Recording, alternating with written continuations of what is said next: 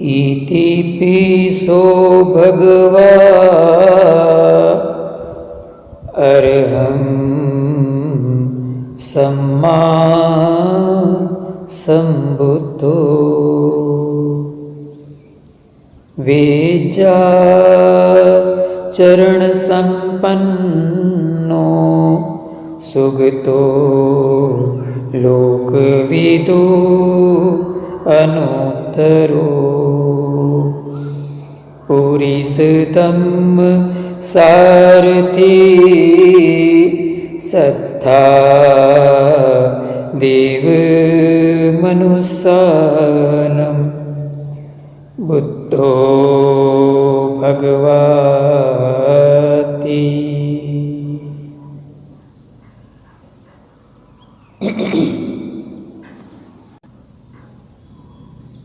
भगवान तथागत सम्यक संबुद्ध के धम्म में एक परंपरा के अनुसार हम जानते हैं कि परित्राण का आयोजन किया जाता है और श्रद्धावान उपासक उपासिकाएं गृहस्थजन पूजनीय भिक्षु संघ का या तो भिक्षुओं को परित्त पाठ के लिए निमंत्रित करते हैं। तो आइए इस वक्तव्य के माध्यम से हम समझने की कोशिश करते हैं, तार्किक दृष्टि से लॉजिकल व्यू से हम समझने की कोशिश करते हैं कि सफल परित्राण पाठ का आधार स्तंभ क्या होता है, परित्त पाठ को सफल कैसे बनाया जा सकता है। भगवान सम्यक संबुद्ध के शासन में परित्राण पाठ को असाधारण मूल्यवान बताया गया है। पहले प्रथम तो परित्त का अर्थ क्या होता है उसे समझते हैं कि परित्त का अर्थ होता है परिधि। एक वर्तुल का जब भी हम निर्माण करते हैं तो उसके जो सेंटर होता है उसके इर्द गिर्द जो परिधि होती है सर्कमफेरेंस, कहने का तात्पर्य यह है कि जो बीच में केंद्र बिंदु है उसकी सुरक्षा के स्वरूप में परिधि का निर्माण होता है। जो केंद्र बिंदु है वो धम्म का एसेंस है, गृहस्थ जन है, संसार है, और जो परिधि है वो सुरक्षा के तौर पर बताया गया है। कहने का अर्थ यह है कि परिधि अर्थात सुरक्षा, परित्त अर्थात सुरक्षा कवच। तो सुरक्षा के लिए धम्म की, संघ की और जो बुद्ध शासन है उनकी सुरक्षा के लिए गृहस्थ जन है, परिवार जन है, उनकी सुरक्षा के लिए परित्राण पाठ का आयोजन किया जाता है, परित्त का आयोजन किया जाता है। तो एक परित्राण को सफल हम कैसे बना सकते हैं?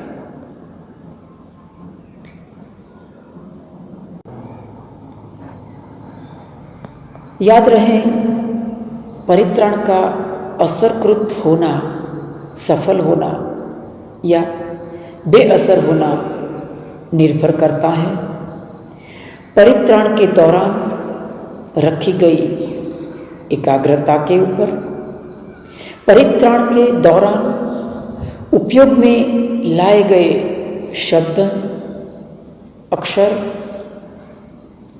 उद्गार और ध्वनि तरंगों के ऊपर, तरंगों की तीव्रता के ऊपर निर्भर करता है। परित्राण के दौरान मनन किए हुए सूत्र के अर्थ के ऊपर निर्भर करता है। परित्राण के बाद परित्राण को भूल जाने की क्षमता के ऊपर निर्भर करती है परित्राण की सफलता। किए हुए परित्राण को आदमी कितना जल्दी भूल जाएगा, वो उतना ही जल्दी असरकृत हो सकता है। यह एक साइकोलॉजी है, यह एक मानसिकता है। हम हमारे मानस के भीतरी गहराई तलों में, हमारे सुसुप्त मानस में क्या चल रहा होता है, हमारा सुसुप्त मानस, हमारा अजागृत मन किस तरह से सफलता के लिए जिम्मेदार बनता है, उसकी हम कल्पना नहीं कर सकते। वो हमें प्रतीत होता है लेकिन प्रत्यक्ष नहीं होता है। जैसे कि एक छोटे से दृष्टांत से हम समझते हैं कि घर में जैसे कि हमने हमारा बाइक का चाबी कहीं पर हमने रख दिया, भूल गए और हमें वो चाबी मिल नहीं रही है। कहीं पर वो चाबी हमें खोजने में हम असफल रहते हैं।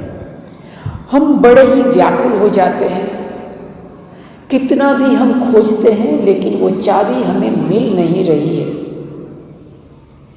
तो हम देखते हैं कि हम कितना भी खोजें लेकिन वो चाबी हमें मिलती नहीं है। हमें आश्चर्य भी होता है, हम परेशान हो जाते हैं लेकिन चाबी हमें मिलती नहीं है। फिर हम थक जाते हैं और हम सोचते हैं कि छोड़ो, अभी चाबी कहीं खो गई है, कहीं हमने गंवा दी है, कहीं गिर गई है। तो हम क्या सोचते हैं कि हम नई चाबी अब बना लेंगे। हम रात को सो जाते हैं, ये सब छोड़ छाड़ कर, भूल कर, पूरे मैटर को हम भूल कर सो जाते हैं और हमारे आश्चर्य के बीच में उस मैटर को, उस सब्जेक्ट को जब हम भूल जाते हैं तो सडनली हमारे आश्चर्य के साथ हमें पता चल जाता कि वो चाबी हमें कहाँ रखी थी। वो चाबी हमें मिल जाती है, वो अनायास ही हमें मिल जाती है। और जब चाबी हमें मिल जाती है तो हमें बड़ा आश्चर्य होता है कि उसी जगह को जहाँ पर चाबी रखी थी उस जगह पर हमने बार बार देखा था, फिर भी हम चाबी को खोज नहीं पाए थे।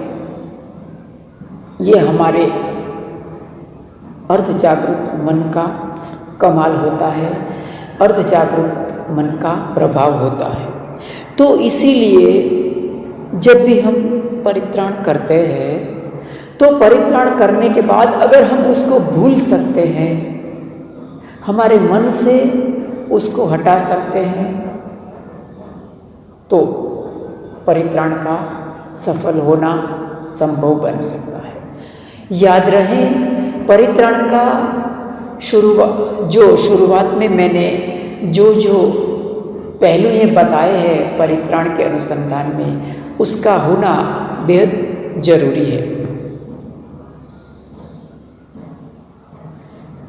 हमारा आंतरिक एवं बाह्य जीवन तरंगों का समुच्चय है। जब बाहर कुछ कंपन होता है तो वो आसपास के वातावरण को भी आंदोलित करता हुआ हमारे कान के माध्यम से भीतर प्रवेश कर जाता है।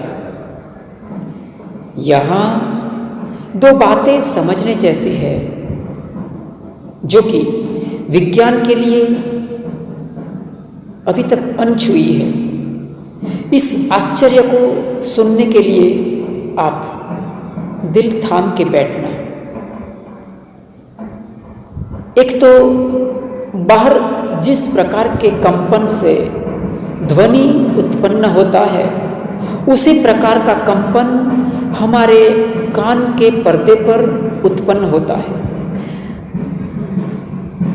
बहुत अच्छी तरह से उसे समझने की कोशिश करना कि बाहर जिस प्रकार के कंपन से ध्वनि उत्पन्न होता है उसी प्रकार का कंपन, उसी प्रकार का ध्वनि हमारे कान के पर्दे पर उत्पन्न होता है। इसीलिए तो हम सबको एक साथ एक जैसा ध्वनि सुनाई देता है जो कि बाहर पैदा हुआ है। अगर ऐसा नहीं होता तो आपको, मुझे और दूसरे को अलग एक ही गीत अलग अलग स्वर में सुनाई देगा। उदाहरण से समझे तो म्यूजिक बजाते समय स्पीकर का जो पर्दा है जिस प्रकार से कंपित होता है उसी प्रकार से हमारा कान का पर्दा भी कंपित होता है। हालांकि दोनों की तीव्रता में भेद निश्चित होता है। इसी एक कारण मात्र से मुझको, आपको और सबको एक ही प्रकार का गीत निश्चित प्रकार से ही सुनाई देता है। और एक दूसरी आश्चर्य की बात यह है कि बाहर जिस घटना से ध्वनि पैदा होकर कान के माध्यम से भीतर गया है, अगर वही ध्वनि तरंग को शब्द, अक्षर या परित्राण के माध्यम से भीतर पैदा किया जाए तो बाहर वही घटना का समान रूप से निर्माण होगा। यह एक बहुत बहुत बड़ा आश्चर्य है। मैं दूसरी बार समझाने की कोशिश करता हूँ कि बाहर जिस घटना के कारण से ध्वनि पैदा होकर, बाहर जिस घटना के कारण से ध्वनि पैदा होकर हमारे कान के माध्यम से भीतर गया है, अगर वही ध्वनि, वही तरंग को शब्द, अक्षर या परित्राण के माध्यम से अगर भीतर पैदा किया जाए तो वो समान घटना बाहर भी निर्माण हो सकती है। इसे एक उदाहरण से समझते हैं तो एक कोयल है। जब एक कोयल बोलती है तो अनायास ही आदमी कोयल की नकल करने लगता है, क्योंकि उनके भीतर ऐसे तरंग पैदा हुए हैं जो होठ और गले के माध्यम से बाहर निकल आते हैं। अब इनसे उल्टा, अगर कोयल जैसी आवाज को बार बार अगर निकाला जाए तो कोयल आ जाती है और वो भी आवाज करने लगती है। यह एक नेचुरल फिनोमेना है।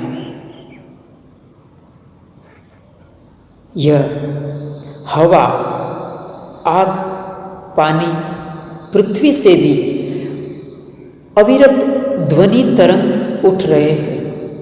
उसी तरह के तरंग वाले ध्वनि अगर भीतर परित्राण के माध्यम से पैदा किया जाए तो यकीनन ये सब धातुएं असरकृत होगी। उसी तरह सुख, शांति, खुशी की घटनाओं के भी एक निश्चित तरंग होते हैं। जैसे घटनाओं से वे तरंग पैदा होते हैं, वैसे ही तरंगों को पैदा करके वैसी ही सुख, शांति, खुशी की घटनाओं का निर्माण किया जा सकता है। ये बात परित्राण में भी हम यही कर रहे हैं। ध्यान के दौरान हमारे मगज में जो तरंग पैदा होते हैं उसे इंग्लिश में अल्फा वेव्स कहते हैं। ये तरंग स्वभाव से लयबद्ध शांति के सूचक होते हैं, शांति प्रदायक होते हैं, प्रीति सुख प्रदायक होते हैं। यही तरंग की फ्रीक्वेंसी बढ़ते बढ़ते थीटा, डेल्टा और गामा वेव्स में परिवर्तित हो जाती है और आदमी बुद्धत्व को प्राप्त कर लेता है। उसी तरंगों को प्राधान्य देते हुए परित्राण का पाठ किया जाना चाहिए। परित्राण में उन तरंगों को पैदा करने के लिए आवाज को 3 तरह से निकालना चाहिए। एक तो हमारी नाभि से, हृदय से और भ्रूमध्य से, अर्थात हमारे तालु प्रदेश से। संगीत शास्त्र में उसे मंद्र, मध्य और तीव्र सप्तक स्वर कहते हैं। नाभि से जब स्वर निकलता है तो आवाज थोड़ा घेरा होता है, वो मंद्र स्वर है। हृदय प्रदेश से आवाज निकालने पर वो थोड़ा सामान्य बनता है, जो कि मध्यम स्वर है। और जो तालु प्रदेश से, हमारे ऊपरी प्रदेश से जब भी स्वर निकलता है तो वो तीव्र, पतला और ज़्यादा फ्रीक्वेंसी वाला होता है। वो नासिका से निकलने जैसा वो लगता है। ये तीव्र स्वर का सूचक है। खास करके जो लोग परित्राण करते हैं वो मध्यम स्वर से करते हैं, यानी अपने कुदरती आवाज में करते हैं। लेकिन उन स्वरों को नाभि और भ्रूमध्य से अर्थात तालु प्रदेश से निकालने पर परित्राण में जान आ जाएगी। परित्राण करते वक्त, करते समय उसे असरकृत बनाने के लिए परित्त सूक्त को कंठस्थ करके उसके अर्थ को अच्छी तरह से भावित करें। शब्दों का स्पष्ट उच्चारण, शब्दों का लयबद्ध उच्चारण, मग्न होकर किया गया उच्चारण, भीतर के तरंगों के साथ किया गया उच्चारण, परित्राण के अर्थ को ध्यान में रख के किया गया उच्चारण परित्राण को सफल बना देता है।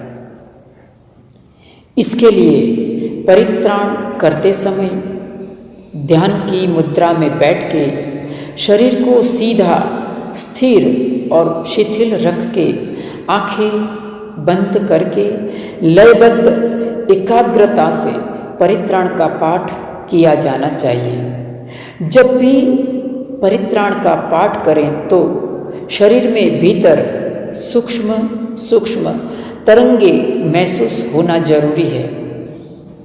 इस तरह से किए गए परित्राण के तरंग सुख, शांति और खुशी की घटनाओं का निर्माण करता है। तो आज के दिन बस इतना ही। सबका मंगल हो। सबके जीवन में खुशहाली आए, हमारे पुण्य कर्म में सब भागीदार बने, सबका जीवन धन धान्य धर्म आरोग्य और प्यार से समृद्ध बने, समृद्ध बने, समृद्ध बने। साधु साधु साधु।